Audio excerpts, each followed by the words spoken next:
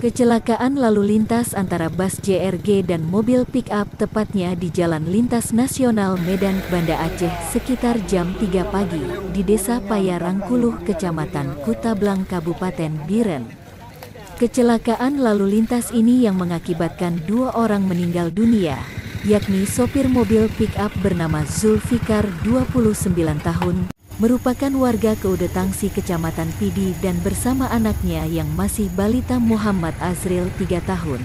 Namun istrinya yang juga bersama dalam satu mobil Agusnia 23 tahun dalam keadaan selamat.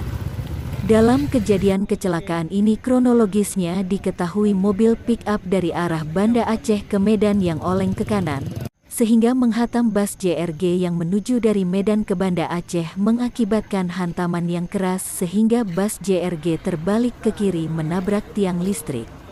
Dalam bus JRG diketahui semua selamat, namun ada beberapa orang yang terluka, yang telah dilarikan ke puskesmas terdekat. Terlihat juga pihak kepolisian langsung mengatur lalu lintas agar tidak menimbulkan kemacetan. Kernet bus JRG Hamdani merupakan warga Bandung mengatakan bahwa bus disopiri oleh sopir yang kedua yaitu Hendi warga Bandung yang sebelumnya disopiri oleh Said warga Lamno Aceh Jaya.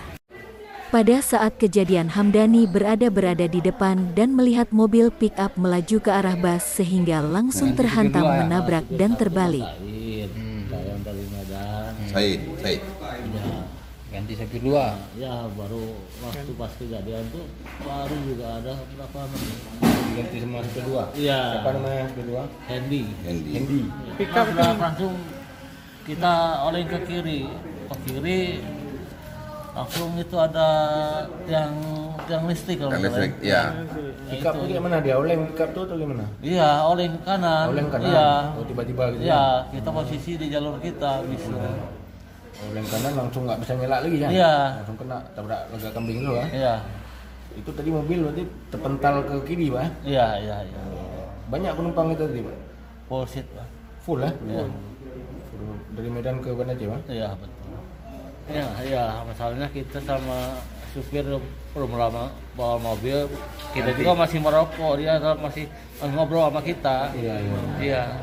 Baru siap ganti sopir, Mas. Baru ganti supir itu. Cepat.